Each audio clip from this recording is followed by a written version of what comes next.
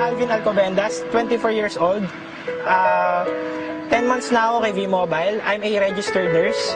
But unfortunately, hindi po ako naging employee. Naging volunteer nurse po ako for around 1 year din po. Pero hindi po talaga sinuwerte. Nalaman ko po si V-Mobile noong April 2011. Nagpe-Facebook ako. Nakita ko yung Hi Friend video. Kinontak ko kung sino yung nakapangalan doon sa video. Nagkataon si Mr. Ramil Aznar, yun yung team leader namin. Pero wala pa akong budget noon kasi umaasa ako sa parents ko na binibigyan lang ako ng allowance. Nagkataon nung May 10, 2011, nagkaroon ako ng pera noon, binigyan na ako ng allowance. From Batangas, pupunta ako ng Ortigas sa main office ng V-Mobile at minute ko doon si Mr. Ramil Aznar. Pinakita niya sa akin yung business. Siyempre, may pera na ako, kaya nag-register na rin ako. Nung umpisa, wala talaga akong duda kasi nung nakita ko, marami namang paraan para kumita. The same time, pag business, 4,000, talagang maliit na kapital. Yung buhay ko before V-Mobile, sobrang normal lang. Talagang everyday commute lang kasi wala akong sariling sasakyan. Talagang allowance ko sa parents ko pa hinihingi. Registered nurse na ako, pero sa magulang ko pa rin ako dumidepende. Doon talaga parang naramdaman ko na kailangan, imbes na maging pabigat ako, kailangan ako naman yung nakapagbigay sa kanila. Nakuha ko yung first check ko nung June 2011. So, 1 month na ako noon sa V-Mobile.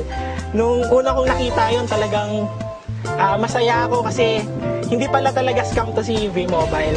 Totoo pala to kasi mismo nung pinapalitan ko yung cheque, pera talaga yung hawak ko. Kaya masaya ako nun. Ang naitulong sa akin ni V-Mobile, syempre unang-una financially. Imbes na humingi ako sa parents ko ng pera, ngayon ako nakakapagbigay na ako sa kanila. Hindi lang yan, meron na akong savings.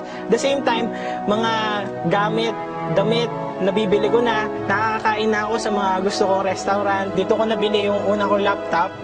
The same time, bumili rin ako ng projector kasi kailangan yun pag nagpe-present ka. Hindi lang yan, syempre itong bago kong sasakyan, isang 2012 Toyota Fortuner.